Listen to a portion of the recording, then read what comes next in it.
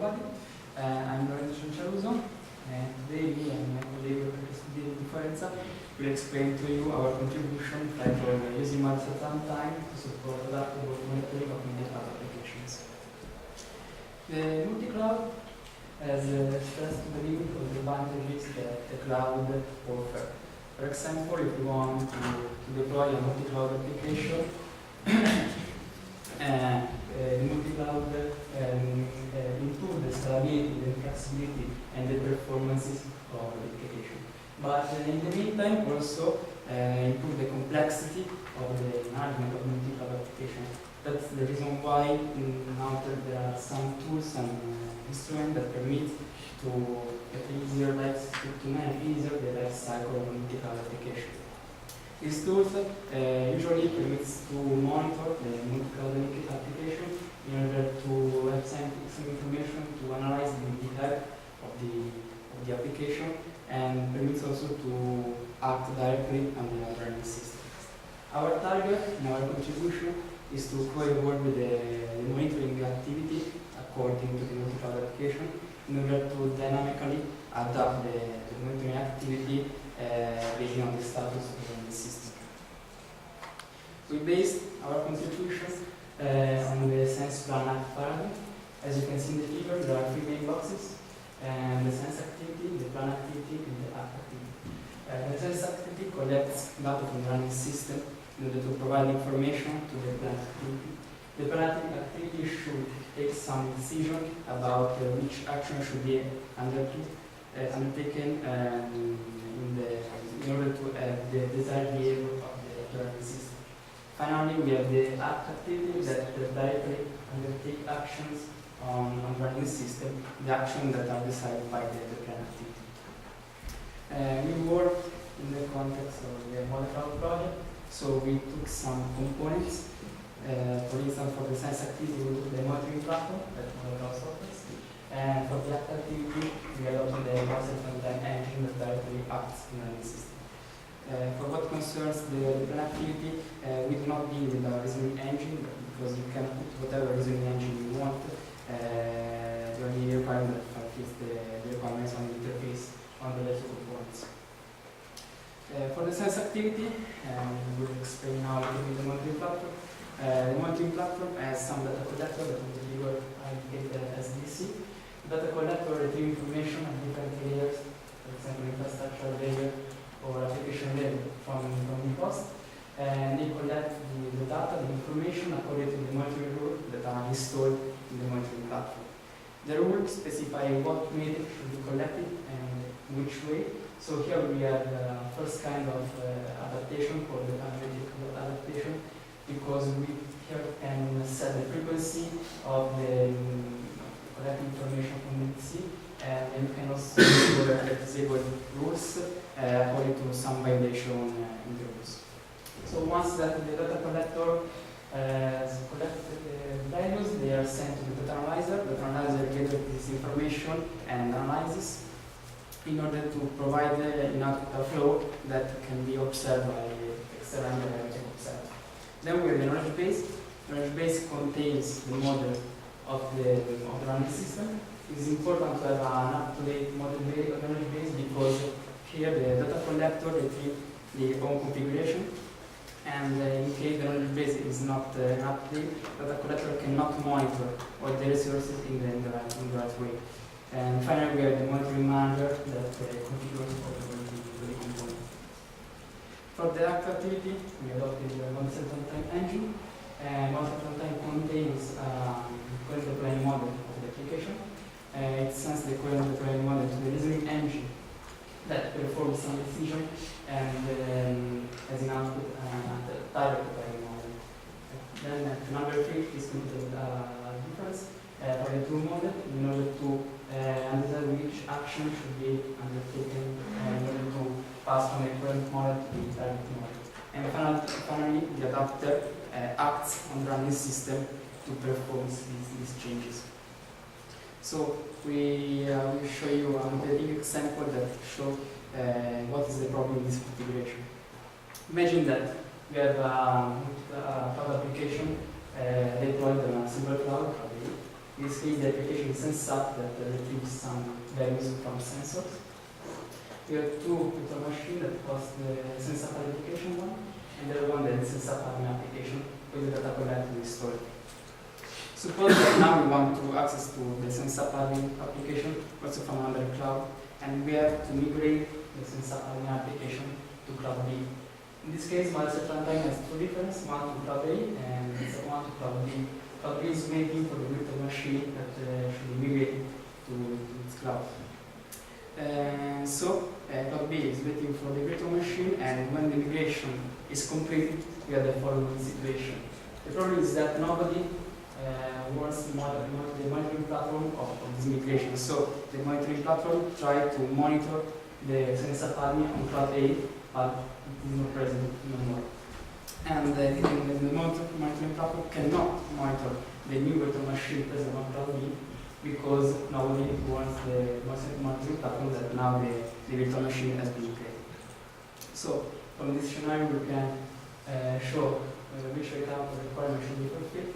In this case, we should dynamically adapt the monitoring activity according to the running system, and we should keep the two components separated in order to avoid a single point of failure in the system. Now my colleague Francesco will explain to you our solution.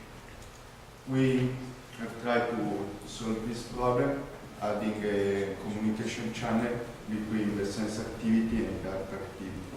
In this new model, there is the possibility to send a notification from the model set runtime engine to the monitoring platform with every time something is changing in the deployment. In this way, the model inside the monitoring platform became a runtime model, so it's always consistent with the status of the running system. And so the monitoring activity can be adapted accordingly.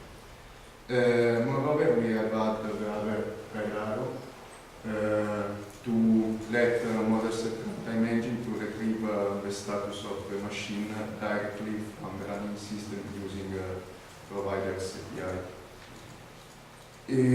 Now we show more in detail the change in the model set runtime engine.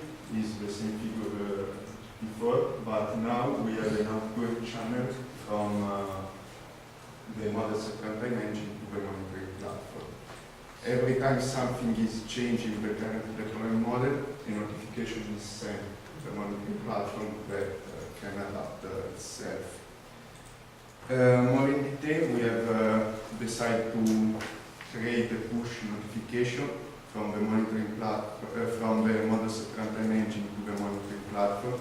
In this way, we can send the notification as soon as something is changing the model. And we have implemented the APIs in the monitoring platform to receive this notification.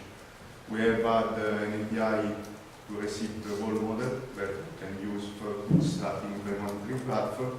And after that, at runtime, we only send deltas with the new machine and the deleted one. To do this, we have worked and studied the model of the two components. The model were different. The model inside the monitoring platform is saved in RDF store. The model inside model set runtime engine is based on Java class. So we perform the transformation from one model to the other one, and we have also decided which information were relevant for the monitoring platform. Moreover, we have added the other red arrow to the model set runtime engine, and in this way, the model set runtime engine is capable to get the status of the machine without the need to infer from the data of the monitoring platform. In this way, or if something happens to the monitoring platform, the model set runtime engine can work without any problem. If we take the same example as before, now we see how the things are changing. This is the same example. We have integrated the sensor padding from cloud A to cloud B, but the difference is that now we have the notification notification that is sent from models at runtime to the monitoring platform. This way, the model inside the monitoring platform can be updated, and we have no longer the root column like before, because now the cloud B is present also in the model of monitoring platform, and the monitoring activity can restart. If we take again the requirements, we see that now we can automatically start the monitoring activity when a machine is deployed or when a machine is migrated from one provider to another. And we didn't change anything in the two components, so the two components are capable to work as before and can work also if one of the two has some problem. They are still separated. So, if you have any questions. Okay, thank you very much. Yes.